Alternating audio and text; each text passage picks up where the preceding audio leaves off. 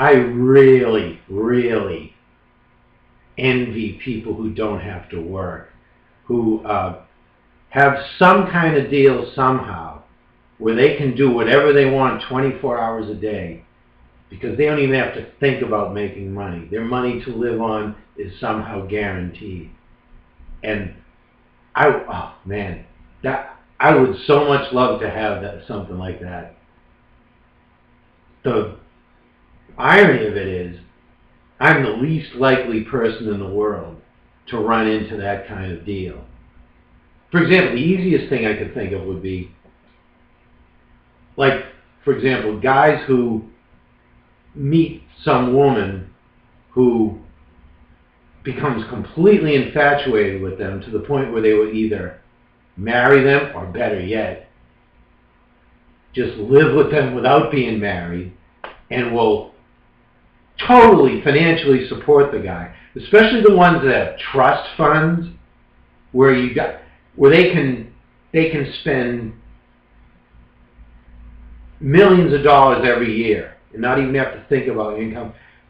It would be so great if I was just one of those guys who could get together with some female who will say, give me even like $60,000, $70,000 a year for free just for being a good guy, and I don't have to go to work. At a minimum, that would be great.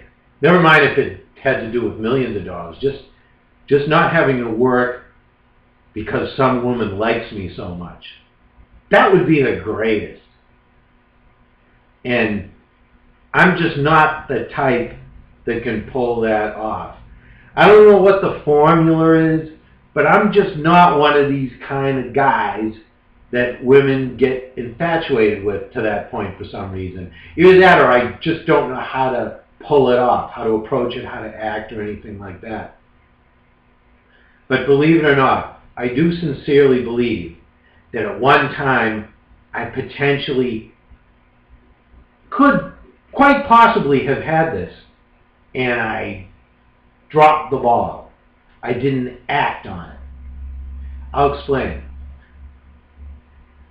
When I was about 30 years old, think of it, relatively so young. Imagine if as early as age 30, I had lucked into this. Well, here's what happened. At the time, I used to go to a thing every week where writers would read their material to each other. Just a small group of writers would read stuff that they'd recently written to these other writers to get feedback, to just kind of test it out, to see how other people reacted to what they had written and all that. And also, alcoholic beverages were served. That was really the main attraction. So it was really great. You got these writers who could drink while they tested out their material on each other. Really, really nice setup. And there was this one girl that used to go there. I think she was in her early 20s. I think she had just graduated from college. And all I knew about her was what she told me about herself, which was that she lived in an apartment in Boston with several people. They shared an apartment. And, I thought she was just an ordinary girl, recent college graduate. And this was one of the few times in my life where I met a woman and my attraction to her wasn't based on what she looked like. I mean, I did like the way she looked. She was a nice-looking girl and all, but I really liked her beyond that. I really sincerely thought, and it's quite possible it was true, that this was someone I could have got together with, possibly lived with, at least for a long time, if not the rest of my life, and been monogamous with, and really, really had a great life with. I really thought there's been few women, very, very few women that I've thought that this was possible. I could have this kind of life with. But this was one of them. And as I said, I knew nothing about her other than what she told me. So one night during this writers' meeting, I had thought, you know what I'm going to do tonight? I'm going to hit on her. This is the night I'm going to hit on her. Near the end, I'm going to just, start the preliminary stages. When we leave, I'm going to take her somewhere to get a drink or whatever. Just any pretext to get together with her and further the relationship and, try to start hitting on her. What happened though was I was sitting around with several guys, and we were throwing down a few drinks and having a real good time and everything. So at the time when she left, I let it go. I thought, okay, I'll do it next week. I'll hit on her next week. And soon after she left, this one guy, this other writer, had one of these moments where he spilled his guts out to a total stranger. That total stranger was me. And I wasn't really interested, in listening to it and all, but I had nothing better to do than sit there and be slightly drunk, have a couple more drinks, and just listen to what he had to say. And he was young, in his early 20s, and I guess somewhat inexperienced. So what he had to say, what he poured out his heart on, was the fact that he was really, really in love with someone and didn't know what to do about it. And I didn't know, but just from the way he was, my own prejudices or whatever, I thought the guy was possibly gay. Because, quite a few people in that writers group were gay. And I thought maybe he was one of them. But because of my lack of knowledge about things like that, I wasn't sure. But one thing that really made me think he might be gay was, as he told me the story, he didn't say like this girl or this woman or whatever. He kept referring to the person as this person. And because he happened to use the word person, really generic, gender-neutral thing, I thought maybe it was his way of saying it was a guy that he was all upset about. Because he would say, like, well, what if this person doesn't feel the same way about me as I feel about this person? And so he kept saying this person, this person. So again, I kept it gender neutral in giving him the advice. And the advice I gave him was, what anybody would give him, saying, well, look, the only way you're going to know is if you do something about it. And the great thing about that is that as soon as you make some kind of move, this person will know, you will get the answer as to whether or not this person feels the same way about you.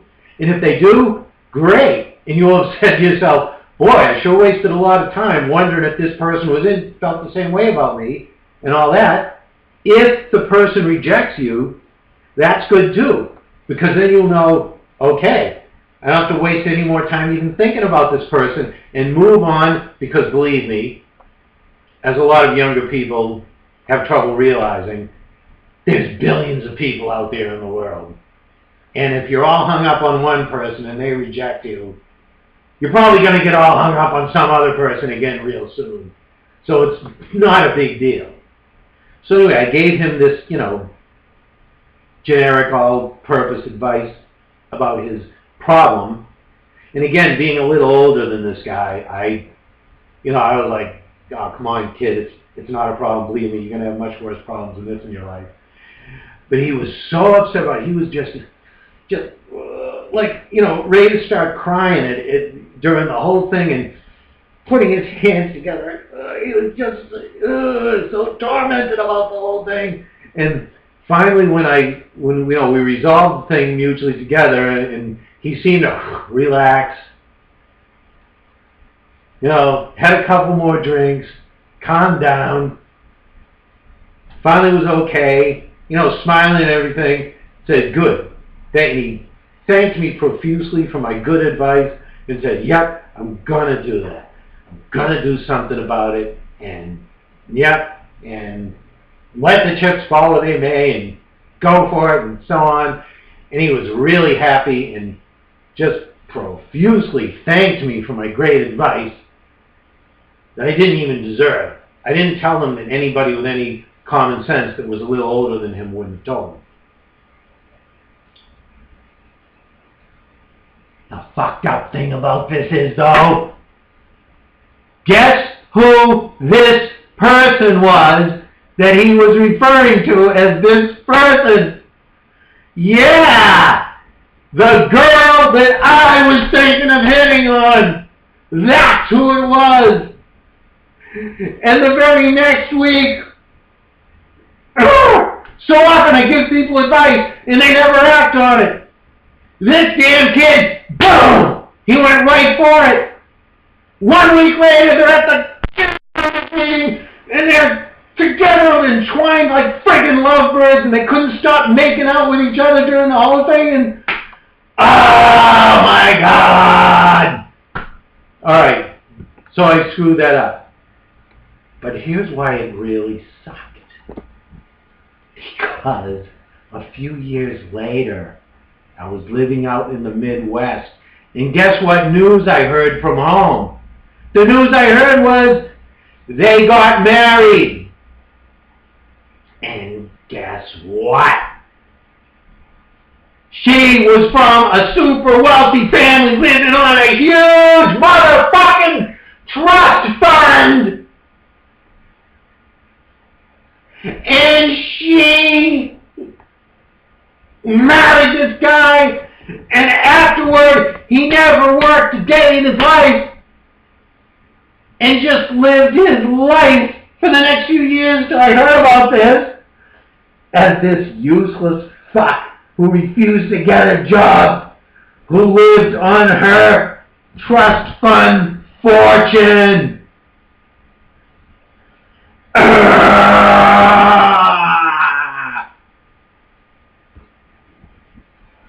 Unfortunate, but true.